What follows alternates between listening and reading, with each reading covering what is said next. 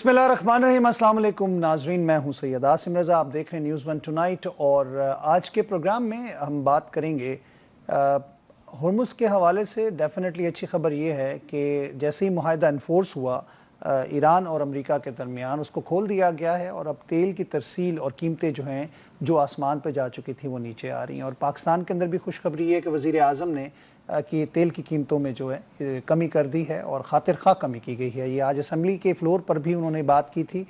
इसके साथ साथ हम देखें तो जो तकरीब मुनक्किद होनी थी आज स्विट्ज़रलैंड में और एक रिज़ॉर्ट के ऊपर, और वो बर्गन रिज़ॉर्ट की बात की जाती है, वहाँ पर ये बर्गन स्टॉक रिज़ॉर्ट में उस तकरीब को मुलतवी कर दिया गया या मनसूख कर दिया गया। इवन जो मुज़ाकरात होने थे टीमों के, वो भी उसके बाद वो मनसूख हो गए।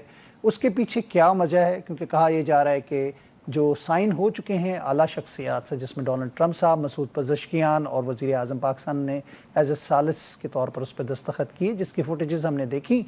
लेकिन मामलात अभी हिज़्बुल्लाह के हवाले से, लबनान के हवाले से और इसराइल के हवाले से गुमगू की सिचुएशन में हैं। जंग बंदी और माहदे होने के बावजूद वहाँ पर हमले जारी हैं और शायद ईरान का इस पर अभी भी कंसर्न है। फिर कुछ पैसों की बात की जा रही है, $300 ट्रिलियन की बात की जा रही है। उसकी बात है कि वो अभी तक मामला नहीं हुआ। अमेरिका उसको डिनाई कर रहा है, ईरान उसको ओन कर रहा है। अमेरिका कहता है कि हमने मजबूर किया ईरान को मुआहदा करने पे, ईरान कहता है अमेरिका मजबूर हुआ मुआहदा करने पे। कौन जीता कौन हारा, इन हवालों से भी बात की जाएगी। हमारे साथ प्रोग्राम में इस वक्त मौजूद हैं वीडियो लिंक पर गुलाम रसूल बलोच साहब, साबिक सफ़ीर पाकिस्तान हैं। खुशामदीद कहते हैं आपको GR बलोच साहब। थैंक यू जी, बहुत शुक्रिया आपका, thank you so much. GR साहब, ये एक जिक्सी पजल बन चुकी है, क्योंकि कंटेंट्स जिसके बारे में पाकिस्तान और कतर ने अमेरिका को भी मना किया था कि, और ईरान को भी, कि उसको अभी पब्लिक ना किया जाए, लेकिन वो कंटेंट्स भी हमने देखा कि सोशल मीडिया पे और मीडिया पर उनको बयान कर दिया गया डोनाल्ड ट्रंप की जानिब से। अब जो है सबसे बड़ा सवालिया निशान तो ये है कि ये एक नैरेटिव की जंग थी और किसकी फतह हुई किसकी शिकस्त हुई, इसके ऊपर सवाल उठ रहे हैं। आप कैसे देखते हैं इसको? शुक्रिया, थैंक यू। देखिए, जब आप फतेह और शिकस्त की बात करते हैं तो आप वो ऑब्जेक्टिव असेसमेंट की बात नहीं कर रहे। ये वो लोग जो इस पैराए में देखना चाह रहे हैं इस पूरी एफर्ट को, तो वो they intrinsically want to be subjective. लिहाजा हमें इसको एज ए प्रोसेस देखना चाहिए।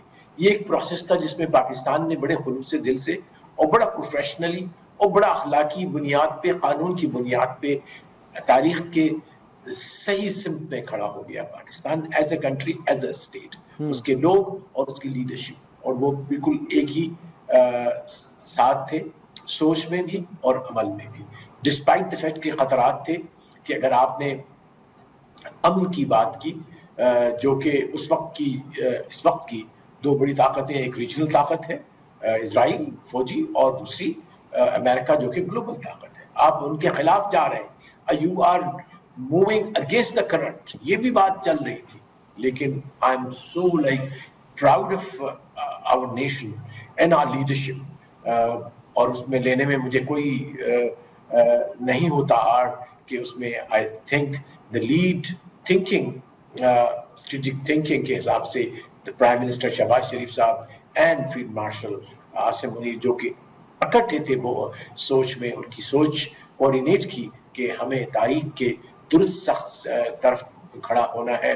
और क्यों खड़ा होना है कि ये हमारी अखलाकी जवाबदारी है, हमारी मजहबी जवाबदारी है और कानूनी है। किस तरह से कि हमारा पड़ोसी मुसलमान मुल्क है जिसके साथ हजारों साल से हमारे ताल्लुकात हैं। हमारे ट्राइब्स उधर भी रहते हैं, पाकिस्तान की तरफ भी रहते हैं। हमारी ज्योग्राफी एक है, हमारे बॉर्डर्स एक है, हमारे तमद्दुन, तारीख, हमारी उर्दू जुबान के समझ लीजिए स्ट्रक्चर जो है, वो कहा जाता है कि फारसी है, उर्दू लैंग्वेज का जो जिसम है वो फारसी है, वो फारसी है।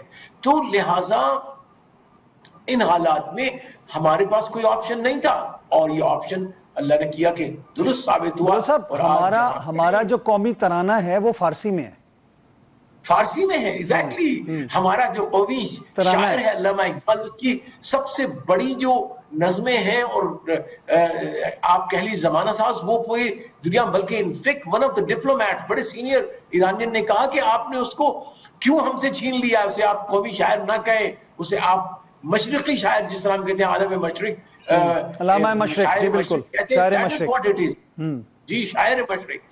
तो देखिए ये उसकी एक ट्रांसलेशन है। कमाल तो ये है कि वो dream one could never think कि इस तरह से ट्रांसफॉर्मेशन होगी। देखिए टेस्ट जिस तरह इंसानों का भी दोस्त के दोस्त का कहते हैं ना, वक्त पे जो काम आता है वही दोस्त होता है। तो आज पाकिस्तान ने ईरानी कौम को बता दिया कि कौन दोस्त है आपका। जी बिल्कुल, बिल्कुल सही फरमाया आपने। लेकिन गुलाम रसूल बलोच साहब, ये जो स्विट्जरलैंड वाली जो तकरीब थी उसके मनसूख होने पर मतलब थोड़ा सा लोग जो हैं वो शशिद्रा भी रह गए, क्योंकि वजीर आजम ने ऑलमोस्ट रात को 11 बजे फ्लाई करना था अपने वफ्द के साथ, और अचानक वो तकरीब मुलतवी कर दी गई और कहा यह जा रहा है कि ऑलरेडी साइन इतने हाईएस्ट लेवल पर हो चुके थे। लेकिन उसके पीछे जो कॉन्स्पिरेसी है या बातें हो रही हैं उसमें 3-4 पॉइंट्स मैंने डिस्कस किए, जिसमें एक तो लबनान का भी इशू है। इसराइल अभी तक वायलेशंस कर रहा है पीस एग्रीमेंट की, क्योंकि लबनान जो है ईरान कहता है वो उसका मेन जिसे कह सकते हैं कि TOR जो बनाए गए थे उसमें शामिल था, लेकिन उसमें अभी तक वो हमले जारी हैं इसराइल के, तो इसराइल को रोका जाए। फिर वो 300 अरब की बात की जा रही है कि शायद वो ईरान को दिए जाएं डॉलर के हवाले से, ताकि वो रीबिल्डिंग कर सके, अपनी इंफ्रास्ट्रक्चर को ठीक कर ले। और उसके साथ साथ एक तो मुहर्रम का भी आ गया, क्योंकि जब मुहर्रम शुरू होता है तो पहले 10 मुहर्रम तक तो हमने देखा है कि कोई तकारीब या कोई ऐसी चीज़ नहीं होती, और तो ईरान ने उससे थोड़ा सा अब्सटेन किया है। तो ये 2-3 पॉइंट्स थे जिनके ऊपर बहस की जा रही है, ज़ेरे लब ये ड्राइंग रूम डिस्कशंस में चीज़ें डिस्कस हो रही हैं। आप इसमें क्या पॉइंट समझते हैं कि क्या वजह हो सकती है कि ईरान की तरफ से इस तकरीब को मनसूख किया गया, या बाकी कोई और एलिमेंट थे, या वाकई में जो इन्फोर्स हो गया एग्रीमेंट और इतने हाईएस्ट लेवल पर हो गया तो उसके बाद ज़रूरत नहीं है? जी बिल्कुल, आपने ये बड़ा ज़रूरी है इसको करना, और उसकी इंटरप्रिटेशन मुझे मिल गई, या उसका जवाब मैं भी सोचता रहा आपकी तरह से। उसका जवाब मुझे उनके जो स्पीकर कलिबाफ हैं, स्पीकर उनकी असेंबली के, उन्होंने ट्वीट किया कि हमारे रेड लाइन के अंदर रह के आपने इम्प्लीमेंट करना है इस एग्रीमेंट को, और लबनान हमारा रेड लाइन है। वाओ, ये होती है क्रेडिबिलिटी, ये होती है बहादुरी, और ये होती है स्टेट्समैनशिप। बता दिया कि हमने ये रेड लाइन है तो ये रेड लाइन है। तो मेरा अंदाजा ये है कि इजराइल वाज टेस्टिंग कि कितना कमिटेड है इजराइल, और under what pressure Iran has signed this agreement. Let it be clear now, Iran has not signed it under any pressure. अगर किसी ने साइन किया है under any pressure, that is mister Trump. वो मैं नहीं कह रहा, ये उसके अपने लोग कह रहे हैं, और वो ये डॉक्यूमेंट बता रहा है कि अंडर प्रेशर कौन था। तो इजराइल तो को इसको ये देख लिया जाए गुलाम रसूल बलोच साहब कि हमने एक मरतबा मुज़ाकरात कैंसिल होते हुए देखे थे, ईरानी वफ्द ने आने से इनकार किया था, जिसके बाद जेडी वेंस इस्लामाबाद आने से इनकार, जेडी वेंस तैयारे में, और उनका वफ्द तैयारे में बैठ गया था, उनका अमला बैठ गया था टेक ऑफ के लिए इस्लामाबाद आने के लिए, तो उधर से उनको कॉल ऑफ किया गया। तो ये भी हमें कुछ ईरान की तरफ से आपको लगता है कि ये जो रेड लाइन वाली बात आ रही है ये इसी के तनाजुर में? बिल्कुल जी हाँ, ये मैं समझता हूँ कि अमेरिकन जेडी वेंस तो तैयार खड़ा था, उसका तैयारा खड़ा था, उसके सूटकेस उसने बांधा हुआ था। This what he said that I'm ready to go actually, you know. लेकिन ये ईरान ने कहा no, this cannot happen. लेकिन थोड़ा सा आगे चलते हैं, हम इससे थोड़ा सा आगे चलते हैं, इसमें हम फंस जाएंगे तो फिर प्लीज कैरी ऑन प्लीज। तो अब देखिए, ये एक तो ये मैसेज चला गया, और उस मैसेज का नतीजा क्या निकला कि अमेरिका ने अभी जो स्टेटमेंट्स आई हैं यूएस प्रेसिडेंट की और जेडी वेंस की, जेडी वेंस ने क्या कहा, अमेजिंग अगेन, कहते हैं कि अगर मैं वहां बैठा होता इजराइल के कैबिनेट में तो I would have never said against America what they are saying, because दुनिया में अगर कोई रह गया है आपका सपोर्टर तो वो अमेरिका है, उसको भी आप रहे हो। जब नेतन्याहू कैबिनेट मेंबर्स ने कुछ कहा अमेरिका के खिलाफ, so that is what it is confession by their biggest supporter कि Israel is totally isolated. If you call it a country, I don't call Israel it a country. is now a rogue country, जो rogue country का एक रोक country का जो एक definition होती है, रोक कंट्री का एग्जैक्टली तो वो टोटली वो खुद कन्फेस कर रहे हैं कि ये इतनी डिस्क्रेडिट हो चुकी है morally, legally and historically. You see, ये 3 क्राइटेरिया होते हैं किसी स्टेट को, किसी कौम की के पॉलिसीज को, उसके बिहेवियर को जांचने के और परखने के। तो इन तीनों पे इजराइल खत्म हो चुका है। लिहाजा अब ये they are fighting a defensive war कि भाई किस तरह से अपना फेस ब्रेव रखा जा सके। नवंबर में इलेक्शंस भी होने हैं, लेकिन अब उनकी जो क्या कहते हैं कि their fate has been written in stone, कि इसने जेल में जाना है करप्शन की केसेस में, इसने जेल में जाना है जेनोसाइड की केसेस। इसीलिए वो जंग को तवालक देना चाह रहा था कि लोगों का ध्यान, डेफिनेटली, और अभी भी चाह रहा है उसके जितने भी लोग हैं।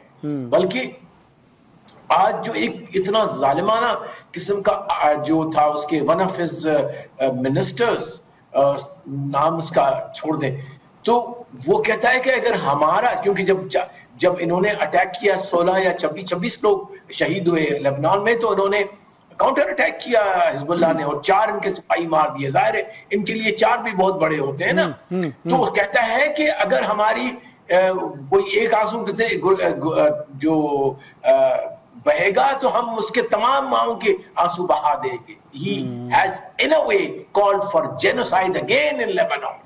तो अभी दुनिया समझ गई है इसको कि अब दुनिया जाग गई है, दुनिया का ज़मीर जागने वाला है, लेकिन उसके लिए मुसलमानों को इसी तरह से रैशनली, हिकमत अमली से और अपनी इत्तेहाद से आगे बढ़ना होगा। और जो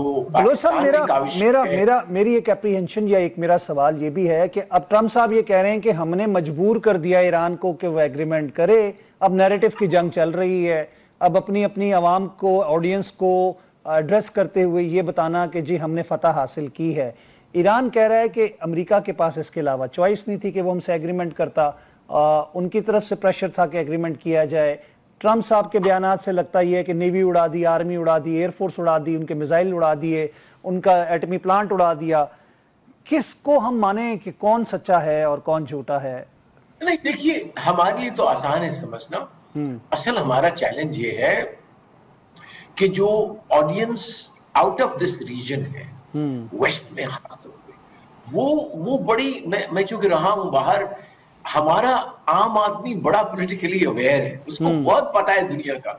लेकिन इट्स सो अनफॉर्चुनेट कि पढ़े लिख के बड़ी बड़ी यूनिवर्सिटीज में अदरवाइज पढ़े हुए जब दुनिया के मुतालिक उनसे बात करो नहीं समझ में आती। क्योंकि या तो उनको अब तो ट्वीट उसका जो है सोशल ट्रूथ सोशल और अदर वो दे आर बेसिक इन्फॉर्मेंट। सो वहां पे चैलेंज है। और जिस तरह मैंने पहले भी कहा था कि हमेशा हमें अपने इस प्रोग्राम्स में जो फॉग ऑफ नैरेटिव्स है उसको हटाना पड़ता है। सो आई थिंक ये बड़ी वाज़ेह बात है कि जो एग्रीमेंट है बजाते खुद जो पढ़े लिखे लोग हैं वो कह रहे हैं कि it is not, it is किसने one of the Western analysts has said it. उसने तो because he is critical of Trump, तो उसने कहा है कि it's a surrender document to that extent. You know? So I think उसमें हम नहीं जाते।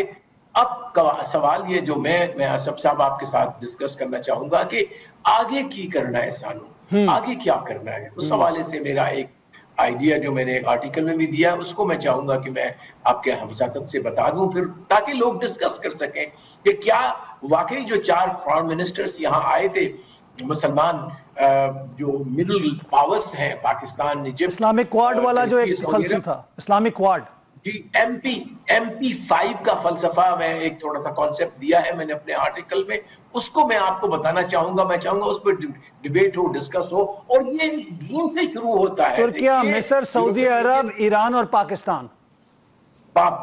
MP5 middle power 5, these are middle powers, Muslim powers, double M कर दें या M कर दें, लेकिन हम मुसलमान नहीं, हम कहते हैं middle power. That is fine, so that if anybody else wants to join, let them join us. Thank you very much JR Baloch साहब। और बड़ा खूबसूरत आइडिया MP5 का जो आपने दिया है, और एक तंजीम साजी और एक मुनज़्ज़म तौर पर इस्लामी ममालिक के दरमियान राब्ता साजी के लिए एक बड़ा अच्छा आइडिया है।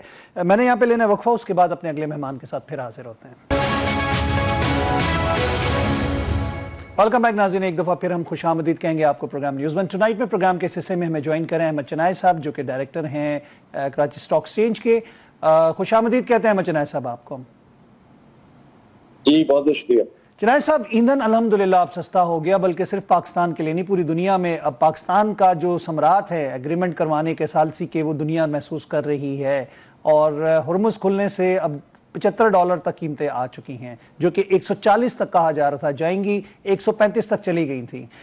आपको क्या लगता है कि एक तो ये कहा जा रहा है कि इस पेट्रोल की कीमतों को मजीद कम होना चाहिए, या जो 74 रुपए कम कर दिए गए हैं यही बहुत बड़ा एहसान है आवाम के ऊपर? देखिए, अगर इनिशियली पहला झटका 74 रुपए का दिया गया है तो मैं समझता हूँ कि काफी रीजनेबल दिया गया है। और आगे जाके, क्योंकि ये आज हमने पेट्रोल नहीं लेना, आज ये प्राइस अगर आई है तो हमें ये डिलीवरी मिलनी है 2, 3, 4 महीने में। तो मैं समझता हूँ कि इस वक्त इनिशियली गवर्नमेंट के ये इक़दाम जो है उसको हमें सराहना चाहिए, और इन द लॉन्गर रन। लेकिन चनाय साहब जब महंगा किया था उस वक्त भी उनको ओल्ड स्टॉक को महंगा किया गया था ना, उस वक्त भी तो डिलीवरी हमें 2-3 महीने बाद आनी थी। देखिए, वो उसूल ये होता है कि जिसपे गवर्नमेंट का फायदा हो गवर्नमेंट वो काम करती है जी। और ड्यूटी का स्ट्रक्चर भी यही है कि ड्यूटीज जहाँ बढ़ती हैं तो वो फौरी तौर पर नाफिज़ अमल होती हैं, जो कम होती है या टैक्स कम होता है तो वो 1 जुलाई से होता है। तो ये तो गवर्नमेंट का एक वतीरा है जो ये गवर्नमेंट करती है। लेकिन मैं फिर भी ये कहता हूँ कि चले, इन्होंने ये ख्याल किया कि 75 रुपए कम कर दिए, लेकिन मैं क्या समझता हूँ कि आगे जाकर ये पेट्रोल जो है अगर $10-20 और कम हो जाता है तो हम 250-250 की रेंज में जो है वो फ्यूल प्राइसेस को बहुत आराम से देख सकते हैं। लेवी का क्या करेंगे चनाय साहब, लेवी का क्या करेंगे? IMF के हथौड़ा आपके सर पे है। मैं उसी बात पर आ रहा हूँ कि जो लेवी है वो इसी वजह से आज ये सिर्फ 299 रुपए या 300 रुपए का पेट्रोल हुआ है। अगर ये लेवी इतनी नहीं होती, क्योंकि गवर्नमेंट ने इस पे लेवी कम नहीं की है, अगर इसका जो फॉर्मूला आ जाएगा रात में या सुबह में तो आप ये देखेंगे कि लेवी अपनी जगह पे बरकरार है, लेकिन जो प्राइस कम हुई है उसकी वजह से इसको कम कर दिया गया है। गवर्नमेंट ने फौरी तौर पे इसलिए इसको कम कर दिया कि चले लेवी में कुछ पैसे कम मिल जाएंगे अभी, लेकिन आगे लॉन्गर रन में वो लेवी को पूरा ले लेंगे। तो ये इनकी फिगर्स के साथ जगलिंग है, लेकिन हम ये समझते हैं कि इससे आम आवाम को जो है वो बड़ा बेनिफिट मिलना चाहिए। लेकिन बेनिफिट जब मिलेगा जब गवर्नमेंट इस चीज को मॉनिटर करे कि पेट्रोल प्राइसेस कम होने से जो ट्रांसपोर्टेशन कम होती है वो एक्चुअली कम की जाती है या नहीं। साथ साथ जो दूसरी जरूरी अशिया हैं जहां पेट्रोल जो है वो कॉस्ट में शामिल होता है तो वो भी जो है वो कम होना जरूरी है और उसको गवर्नमेंट को मॉनिटर करना जरूरी जी। है। इसका इम्पैक्ट कितना क्रिएट होगा? इसका इम्पैक्ट जो है ना वो सेकंड चीज है कि जो चीजों में, किरायों में, आम खुर्दोनोश की अशिया में इजाफा हो गया था उसको हुकूमत किस तरह कंट्रोल करेगी और वापस लाएगी, ये बहुत बड़ा सवालिया निशान है। देखिए, मैं ये समझता हूँ कि ओवरऑल जो महंगाई की शरह है उसको 4 से 5% नीचे जाना चाहिए इन प्राइसेस के साथ। और ये जाहिर है रातों रात तो नहीं हो जाएगा, लेकिन बतदरीज जो है वो होना शुरू हो जाएगा। लोग कंपटीशन में आ जाएंगे, लोगों को प्राइसेस कम करनी पड़ेंगी और जाहिर है जब मुनाफा ज्यादा होने लग जाएगा तो यहाँ मैन्युफैक्चरर जो है वो टाइम लगाता है प्राइसेस को कम करने के लिए। लेकिन अब ये वक्त है कि गवर्नमेंट इस पे जो है वो थोड़ा सा हाई एंडेडनेस के साथ काम करे और जो मैन्युफैक्चरर्स हैं, जो प्रोड्यूसर्स हैं, उनको इस बात पर मजबूर किया जाए कि अगर 75 रुपए पेट्रोल कम हुआ है तो उसका जो डायरेक्ट इफेक्ट है वो आम आवाम को 67 रुपीज डीजल में कम किया है, 74 रुपए जो है वो पेट्रोल में किया है। चनाय साहब, क्या ये लॉकडाउन भी खत्म हो जाएगा जो कि एहतियाती तदाबीर के तौर पर हमने देखा था कि जो SOPs बनाई गई थी और रात को 10-11 बजे का टाइम दे दिया गया था? देखिए, मैं ये समझता हूँ कि उस लॉकडाउन से कोई फायदा नहीं हुआ। फायदा सिर्फ इतना हुआ कि जो लॉ एनफोर्सर से उनकी जेबें गर्म हुई और फिर भी जो है ये काम चलता रहा, सारी रात चलता रहा। फायदा सरकारी मुलाजमीन को हो गया कि 3 दिन छुट्टी मिल गई, फ्राइडे, सैटरडे, संडे। लेकिन जो आम लोग हैं वो वही काम करते रहे। तो सरकारी मुलाजमीन पाकिस्तान में कितने और कितने ऐसे इंस्टीट्यूशंस हैं जो ये 3 दिन बंद हो गया और कितनी हमने सेविंग्स करनी। तो मैं तो समझता हूँ कि इससे लोगों का काम हर्ज हुआ। जो हम ये समझते थे कि जी हमारा काम फ्राइडे को भी हो जाएगा, वो फ्राइडे को नहीं होता। लोग थर्सडे को अर्ली चले जाते हैं आफ्टरनून में और 4 दिन की फिर छुट्टियां करते हैं। تو یہ تو اور میں سمجھتا ہوں ڈیزاسٹر تھا، اور میں کسی دن بھی اس حق میں چنائے صاحب عدالتوں نے عدلیہ نے تو اپنے اوپر سے یہ سیلف ڈیسیجنز لے کے لاک ڈاؤن ہٹا دیا تھا. اسی ہفتے میں فیصلے آ گئے تھے کہ عدلیہ نے کہا کہ نہیں جی ہمیں 6 دن کام کرنا ہے اور ہم کریں گے. میں سمجھتا ہوں وہ ان کا بالکل صحیح ڈیسیجن تھا. یہاں لاکھوں مقدمات پینڈنگ ہیں، اس پہ کام ہونا ہے، اور ہم اگر اس طرح 3-3 4-4 دن چھٹیاں کر لیں گے تو گزارا کیسے ہوگا؟ آپ کو تو یہ کرنا چاہیے کہ ہاں اس لاک ڈاؤن کے بجائے لوگوں کو اس بات کی ترغیب دینی چاہیے کہ آپ کاسٹ سیونگ کریں، ورنہ یہ اتنی سے آپ کی کاسٹ بڑھ جائے گی، اور آٹومیٹکلی جو ہے وہ آپ کا جو ہے وہ کنزمپشن جو ہے وہ کم ہونا شروع ہو جاتا. تو ہمیں تو اس بات پہ کرنا چاہیے بجائے اس کے کہ فورس لاک ڈاؤن کریں، جو دنیا میں کہیں بھی نہیں ہوا. ہمارے پاس ہو گیا، جنگ ہمارے پاس نہیں ہوئی، ہمارے پاس لاک ڈاؤن ہو گیا. ہمارے پاس خدا نہ خاصہ جو ہے وہ کوئی افراتفری نہیں پھیلی، لیکن لاک ڈاؤن یہاں ہو گیا. یہ جہاں جہاں جنگیں ہوئی وہاں پر ضروری سمجھا جاتا تھا. آپ یہ دیکھ لیں کہ آج میں ایک تجزیہ پڑھ رہا تھا جس میں یو ایس اے کا آیا ہوا تھا کہ اس کے جو ریزروز ہیں آئل کے وہ 43 ایئرز کے لوئسٹ پر آ گئے ہیں، اور اگر اب اسٹریٹس آف ہرمز نہیں کھلتا تو ان کے پاس ایک شدید قلت ہو جاتی.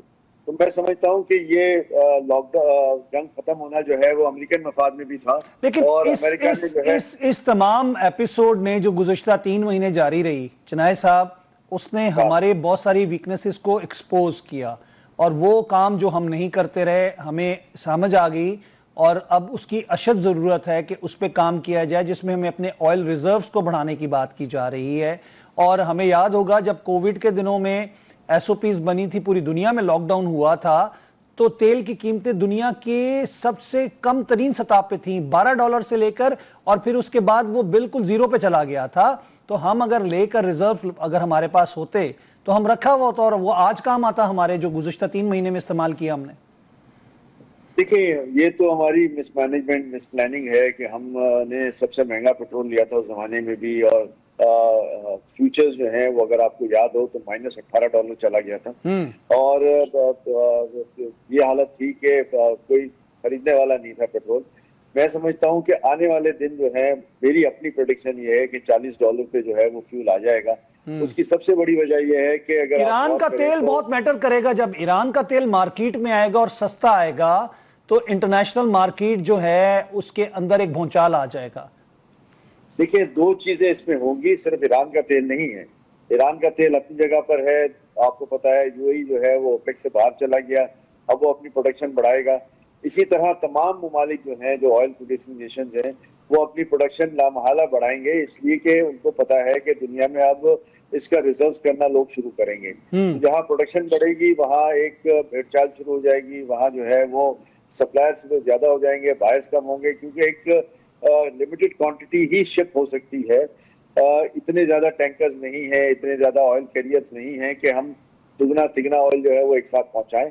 تو پھر آئل کا گلٹ ہوگا، اور اس گلٹ کی وجہ سے پھر پرائسز جو ہے وہ نیچے آئیں گی. چنائے صاحب اس وقت جو ہماری port Qasim, Karachi port, Gwadar port کے اوپر ایکٹیویٹیز ہیں ماشاءاللہ الحمدللہ، اس چیز نے ہمیں ایک اپرچونٹی دی اور ہم لوگ اس کو اویل کر رہے ہیں، اور بہت زیادہ ٹریفکنگ ہے ٹرانسپورٹیشن کے حوالے سے، ان روٹس کو استعمال کیا جا رہا ہے. آپ کو لگتا ہے ہرمز کے اوپر ٹول لگا دینے سے، جو ابھی فی الحال تو نہیں ہے ایران لیکن کہہ رہا ہے کہ اس کا کنٹرول عمان کا اور اس کا رہے گا، اور کچھ نہ کچھ سروسز چارجز لگیں گے، اور انشورنس کی قیمتیں جو اس وقت دنیا کی بلند ترین سطح پر ہیں ٹینکرز کے حوالے سے، گڈز کے حوالے سے، ان کو بھی کم ہوتے ہوئے ٹائم لگے گا، کیونکہ وہاں پہ ابھی بارودی سرنگیں وہ جو بچھائی گئی تھی سمندری سرنگیں، جو بارودی سرنگیں ہیں ان کو ختم کرنے میں بھی 6 مہینے کم از کم لگ جائیں گے. تو آپ کو لگتا ہے کہ یہ ایکٹیویٹیز پاکستانی پورٹس کی جاری رہیں گی؟ دیکھیں بالکل جاری رہیں گی، بلکہ میں آپ کو ایک بات بتاؤں کہ اگر آپ یہ دیکھیں تو لوگوں کو ایک ڈیسٹینیشن مل گیا ہے، ایک اپارچونٹی مل گئی ہے، گوادر پورٹ کی صورت میں، کراچی پورٹ کی صورت میں، پورٹ قاسم کی صورت میں. اور یہ تینوں اپارچونٹیز جو ہیں جس میں آپ اخباروں میں پڑھ رہے ہوں گے کہ ریکارڈ جو ہے وہ ٹرانزیکشنز اور ٹریڈنگ ہوئی ہیں KPT میں، گوادر میں، اور ہمارے پورٹ قاسم پہ.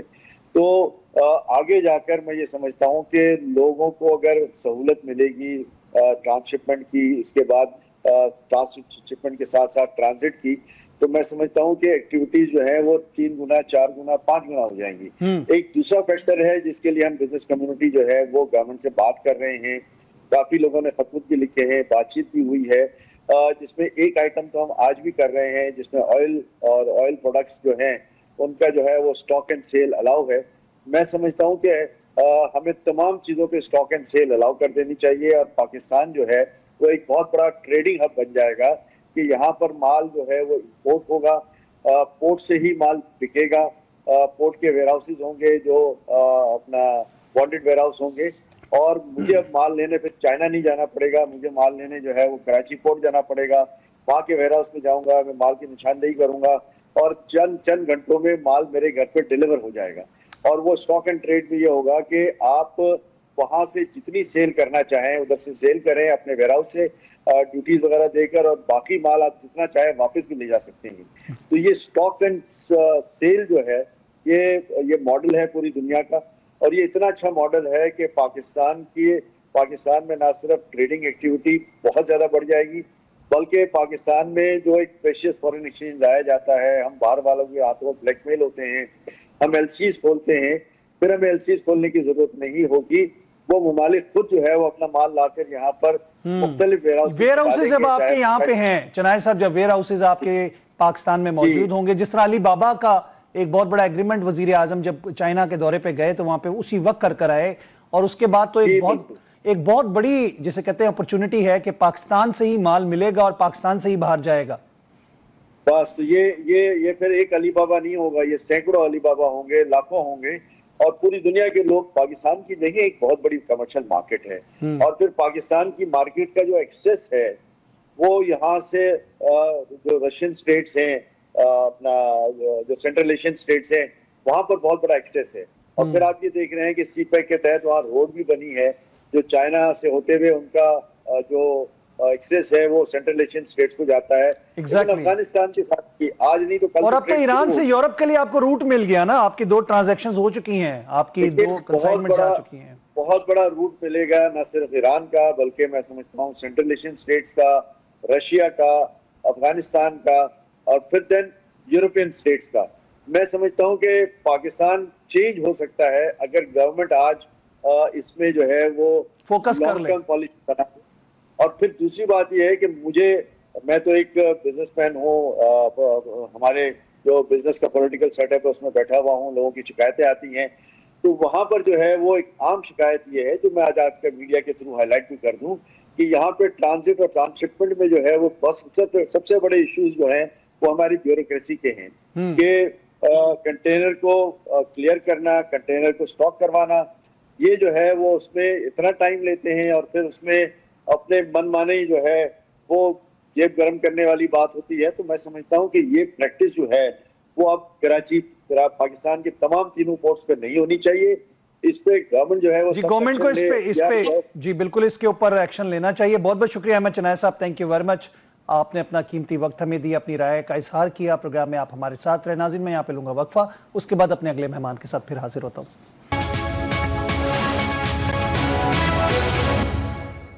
वेलकम बैक नाज़रीन, एक दफ़ा फिर खुश आमदीद कहेंगे आपको प्रोग्राम न्यूज़ वन टुनाइट में। प्रोग्राम के हिस्से में हमें ज्वाइन करें मेरे जनरल रिटायर्ड जाहिद महमूद साहब, दिफाई तज्ज़ियाकार हैं। अस्सलाम वालेकुम जनरल साहब, खुश आमदीद कहते हैं आपको।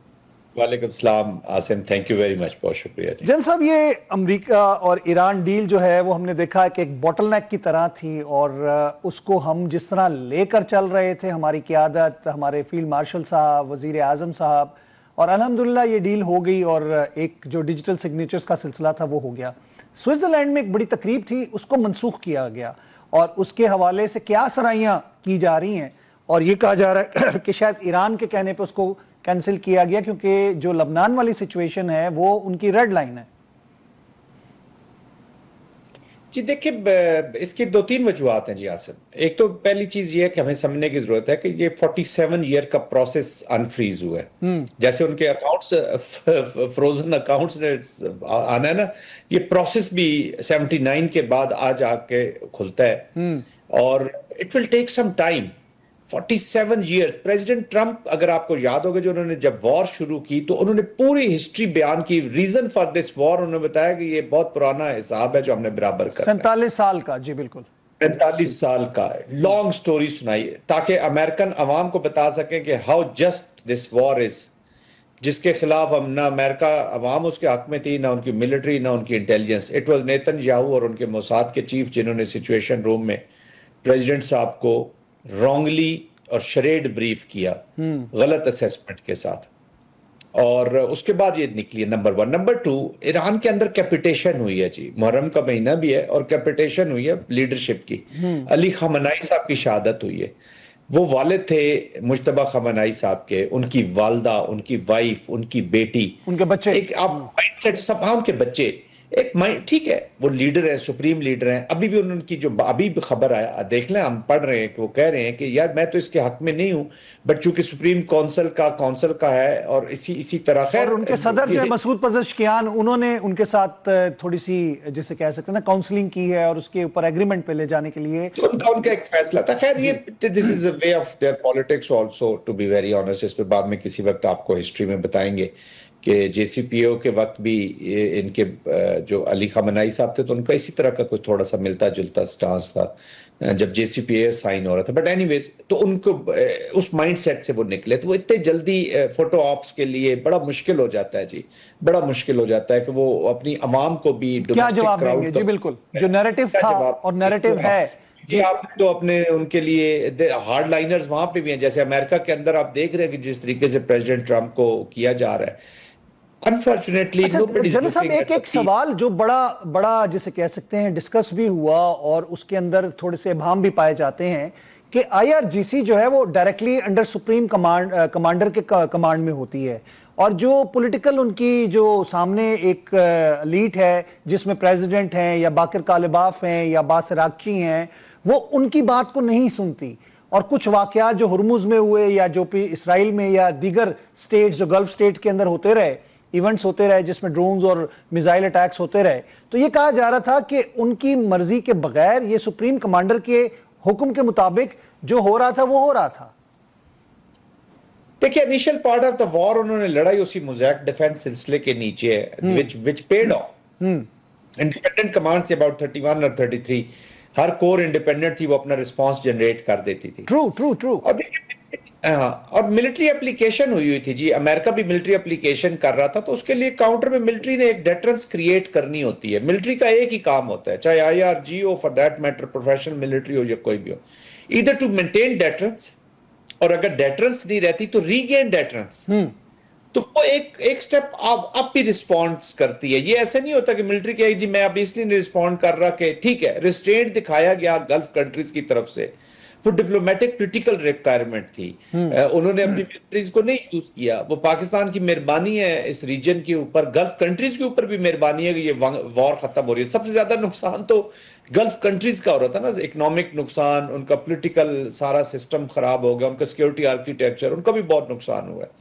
ایران کا تو ہوا ہی ہوا ہے لیکن گلف کنٹریز کا پورے ریجن کا نقصان ہو رہا تھا. دیٹس وائی پاکستان کی اس ریجنل اپروچ کے ساتھ ساری دنیا، بلکہ اس کو گلوبل اپروچ میں کہوں گا، اس کے ساتھ ساری دنیا آگے کھڑی ہوگی لیس فیو. بٹ اینی ویز تو ایران کا تھوڑا سا structure is little different, character of the state is little different, complex ہے تھوڑا سا، لیکن بس پرفارم کیا ابھی انہوں نے فی الحال. لیکن ٹو بی ویری آنیسٹ کوئی اتنا وہ they will have to review many things. Asim بہت سی چیزیں ٹھیک ہونے والی ہیں before we get into the new environment. کیونکہ میں نے مڈل ایسٹ کا نیا چیس بورڈ لگنا شروع ہو گیا، اور پریزیڈنٹ ٹرمپ کی جو سٹیٹمنٹ، جے ڈی وینس کی کل جو اسرائیل کے بارے میں سٹیٹمنٹس آئی ہیں، these are the clear indicators کہ we are going to have new dimensions in geopolitics of Middle East. جی نو ڈاؤٹ اباؤٹ اٹ. اور اس کے علاوہ جس طرح مخاطب کیا گیا نیتن یاہو کو ٹرمپ کی جانب سے، اور پچھلی جو ہارڈ ٹاکس ہوتی رہی ہیں 2-3 دفعہ، اس کو سپرفیشل لوگ کچھ کہہ رہے ہیں لیکن اصل میں تو یہ ہے کہ نیتن یاہو کی وجہ سے امریکہ پھنسا ہے. امریکہ واز سکڈ انٹو دس وار جی. اور یہ میرے خیال میں پریزیڈنٹ ٹرمپ کو 7ویں-8ویں دن وار کے اندازہ ہو گیا تھا کہ he has committed a mistake. ایک اسٹریٹجک بلنڈر ہی میں تو اس کو کہوں گا، مس کیلکولیشن سے بھی آ گیا تھوڑا سا. کیونکہ دیکھیں مس کیلکولیشن چھوٹی پاور کر جائے نا عاصم صاحب تو اس کا اتنا نیگیٹو امپیکٹ یا امپیکٹ نہیں ہوتا. مڈل پاور کر جائے اس کا بھی شاید اتنی نیگیٹیوٹی نہیں پھیلتی یا اس کے نقصانات نہیں. جب بگ پاور مس کیلکولیشن کرتی ہے تو پھر کیاس پھیلتا ہے، کیاس، اس کے امپیکٹ بہت لمبے چوڑے ہوتے ہیں.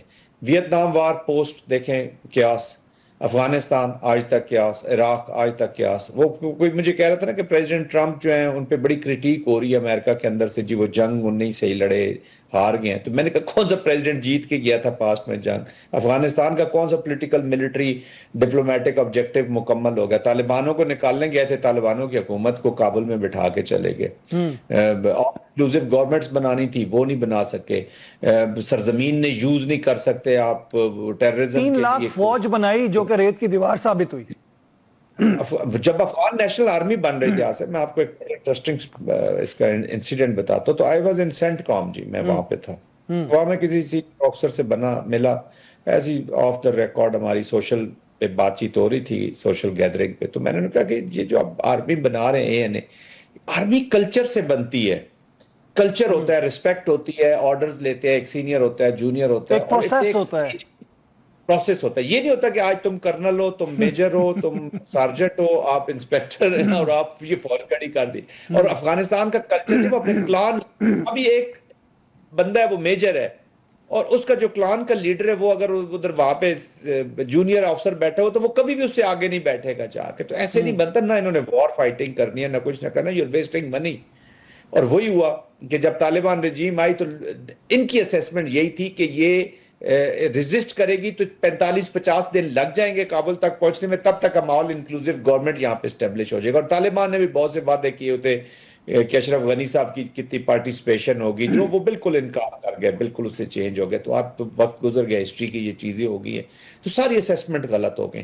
تو ملٹری پہ دوسرا جو پلانز ہوتے ہیں ملٹری کے، the first casualty of war is the plan of the war. تو یہاں پہ بھی وہ casualty ہو گیا. تو that's why they have reached to this situation. ضروری نہیں ہوتا کہ انسٹرومنٹ آف ملٹری آپ کو ہر چیز لا سکتا ہے. آپ کے پاس انسٹرومنٹ طاقتور بھی ہو سکتا ہے، کمزور بھی ہو سکتا ہے. This is how you utilize that instrument of your war, کہ آپ نے ملٹری کو کیسے یوز کرنا ہے، یوٹیلائز کرنا ہے.